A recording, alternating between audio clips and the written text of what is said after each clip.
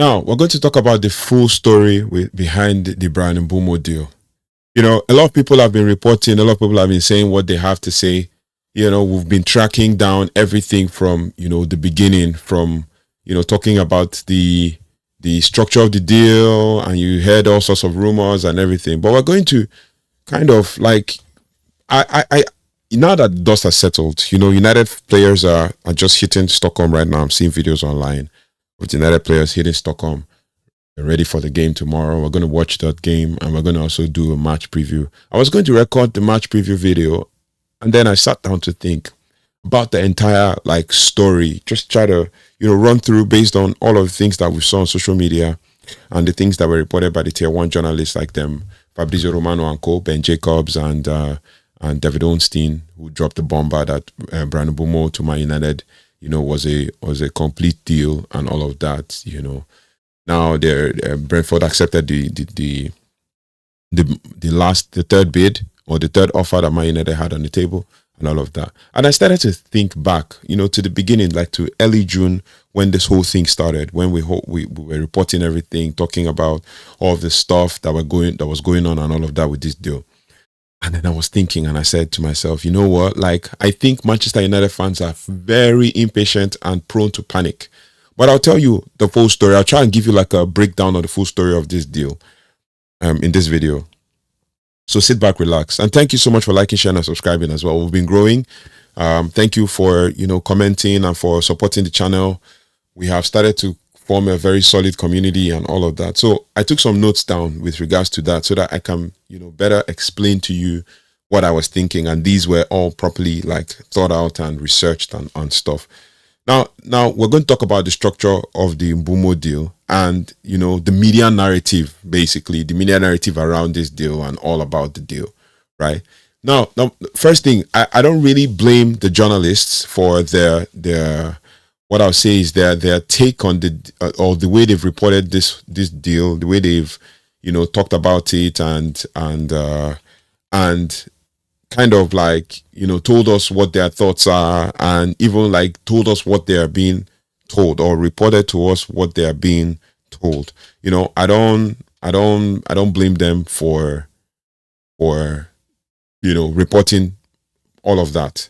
I don't blame Fabrizio Romano. I don't blame Ben Jacobs. I don't blame David Ornstein and the Athletic as well, because they'll only tell, and even Alex Crook, they'll only tell you what what they've basically been told, and then they'll report it as they understand it, right? So, and the thing is, they only report what they are told, as I said, and however it is reported is up to us as the fans to understand and transmit, basically.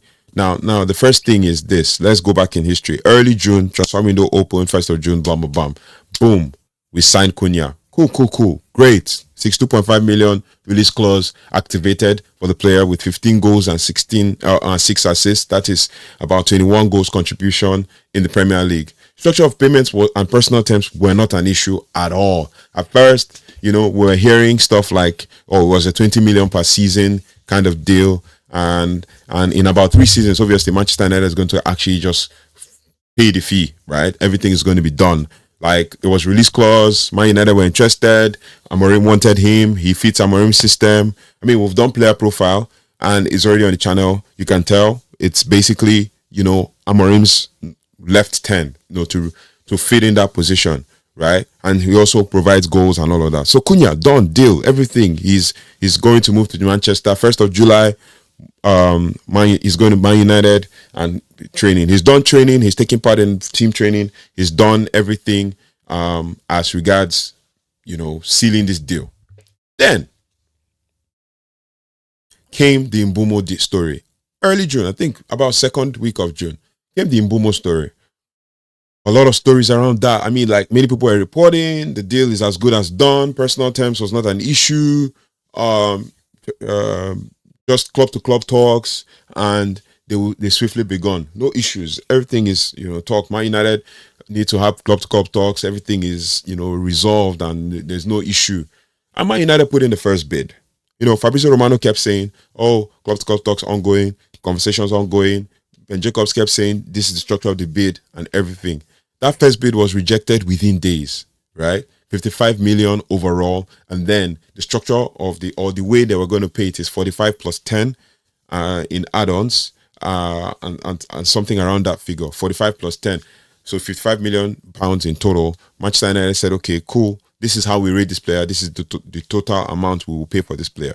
But Brentford wanted more. Brentford were seeing him as a player that is on par with basically Matheus Cunha. Now, second bid went in. It was worth around the amount of money Manchester United paid for Matheus Cunha. 62.5 million pounds overall, with a structure being somewhere around 55 plus 7.5. Meanwhile, Brentford had always wanted Mbeumo's deal to be similar to that of Cunha, right? Or even above. I know Ben Jacobs kept saying, oh, in the region of or I think one of the when they put in the second bid and I reported it, it said something around, oh, in excess of 62.5 million, reaching around 65 million. Okay, no problem. Ben Jacobs kept saying this in his interviews, all things I watched on United Stand and everything. But the truth is, when that bid went in and then Brentford rejected it, my United fans panicked. Everybody was like, oh, this, we need to put in another bid. Oh, and then Fabrizio Romano, and that's why, to an extent, I respect Fabrizio Romano, you know, for his journalism and all that. He kept saying Man United were in talks, and I can understand. You have that conversation about the player, you check your options on the table. Okay, maybe maybe you check your options on the table, check your list of players. I'm sure they have a list. Maybe Cunha was number one, then Mbeumo number two, and then you check down the list. Okay, maybe they don't suit this style, or maybe they are not Premier League proven, because I'm pretty sure Ruben Amorim wanted Premier League proven players. So, you know, they're not Premier League proven, so let's kind of like, you know, check our list, and then next thing, probably move some money around, restructure the deal, check the terms of the contract, you know, check everything. Lo and behold, I can understand My United fans panicking. Oh, I'm seeing things like, oh, it's been 45 days, it's been 50 days, it's been 7 weeks, it's been this, and that. But why I'm even passionate about this is because there's a certain time you need to take a sit back, sit back, relax, and take yourself out of a situation and try to get an overview of what is going on and all of that. And this is not me trying to make an excuse for the owners, but they are saying that they don't want to overpay for a player. They think the player is worth this much. And trust me, if it was like in the old regime, when maybe someone like Matt Hargreaves, no, not Matt Hargreaves, maybe Ed Woodward and co when negotiating, that would probably be a different ball game, because obviously they could be quoted for a certain amount of money, and Manchester United would want to pay that, and they will negotiate back and forth, and eventually Manchester United will give them what they wanted. But Man United kept negotiating. Man United kept, you know, changing, and I'm sure that 45 plus 10, the add-ons were pretty much achievable, right? And then when they did 55 plus 7.5, they probably put a more a different structure of the deal, and probably a more tougher set of add-ons to be able to for Mbeumo to achieve for that 7.5 million to be paid. I'm like, okay, cool, right? Now, Brentford always wanted more, as I said, for the wanted Mbeumo's deal to be as similar to Cunha as possible, or even above.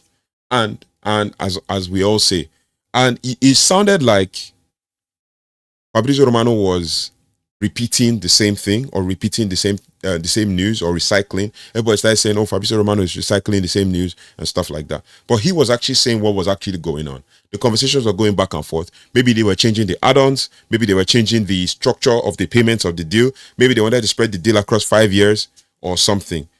And then Brentford rejected that second offer. They wanted more.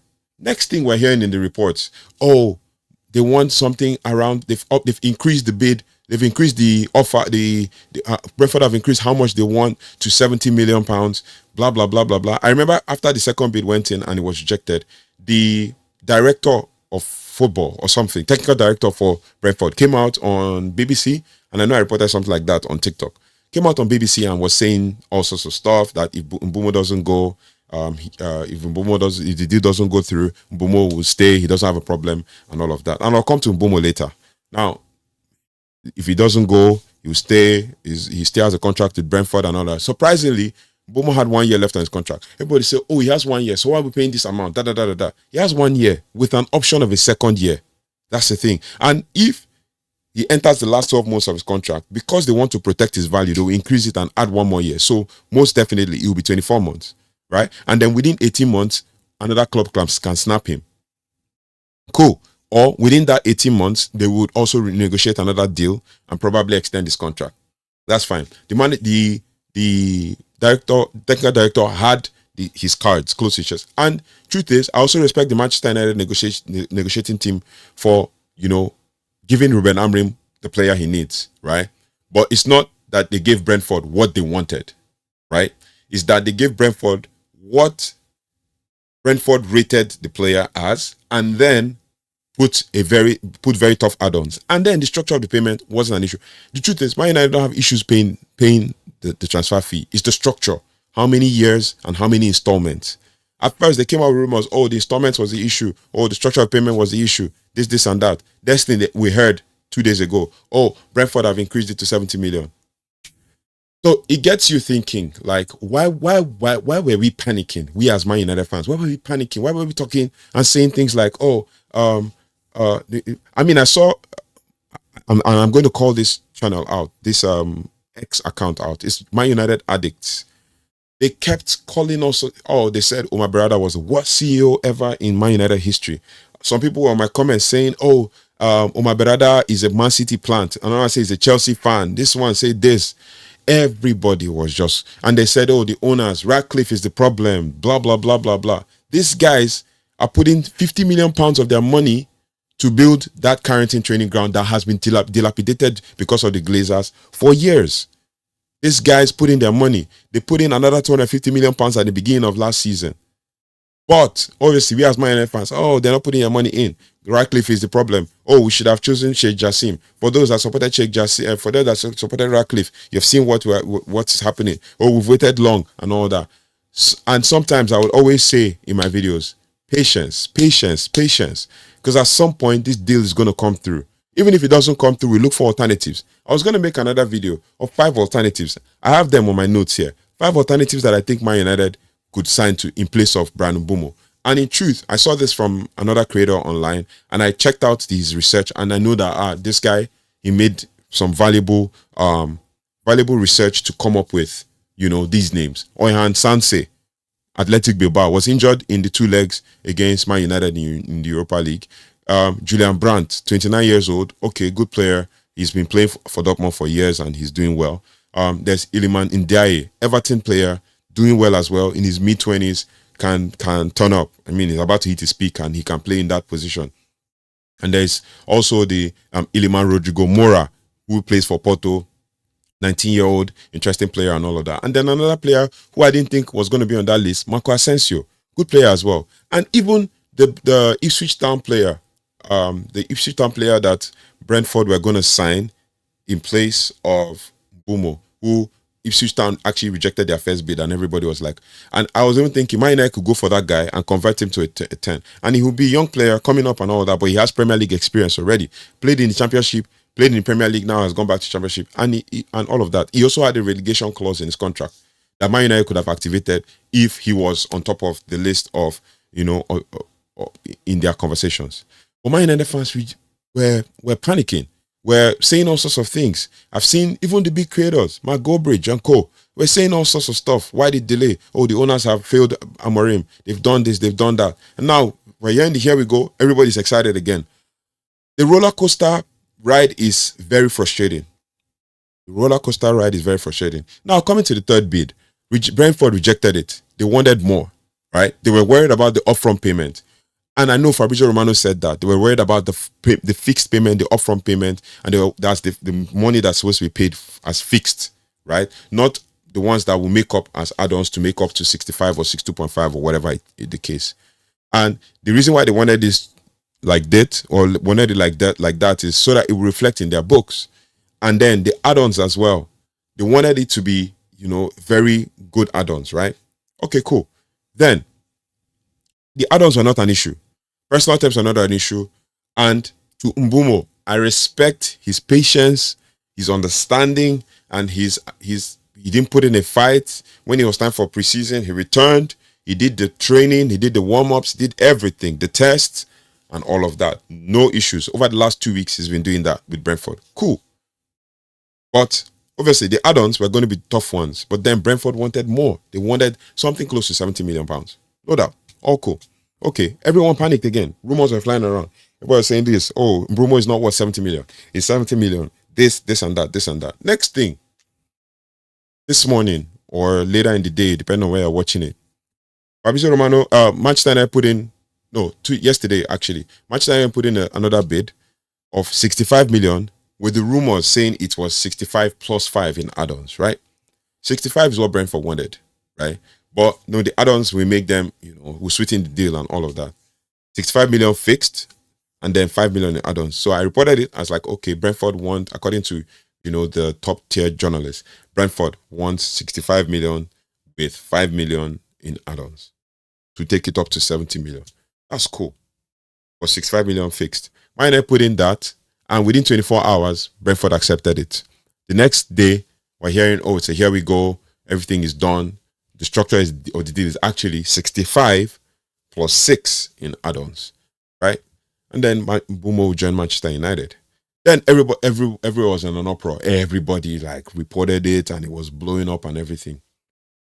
But in truth, when you sit back and think about it, Manchester United actually negotiated a proper deal, because there are certain things that were missed in that. Maybe because Fabrizio Romano reported it, but there were certain key details that were kind of talked about in that deal. Certain key details that most people might have missed. And that is the payment structure, because that was what Brentford's original issue was, the payment structure. And I would say this, basically, the reporters or the journalists will only report what they see or what they are being told, right? They will only report what they are being told. Now, Fabrizio Romano said this, or basically, I think it was Fabrizio Romano that said this. Yeah, Fabrizio Romano said this. Basically, says green light. Okay, Bryan Mbeumo to Manchester United. Here we go.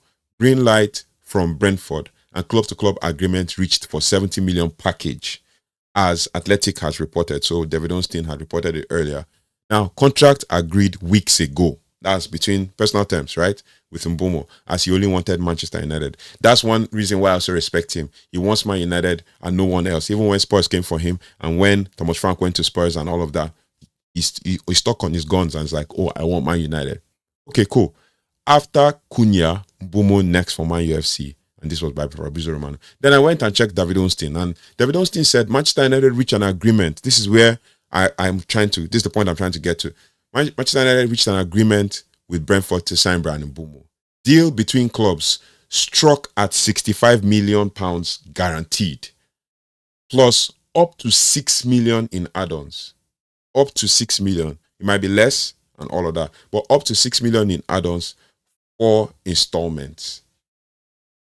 Keyword, 4 installments. Now, let's stick with the 65 million, because once the add-ons are achieved, then it becomes more. 65 million divided by 4 installments, and that simple math is around 13 to 16 million pounds, right? 13 to 16 million pounds.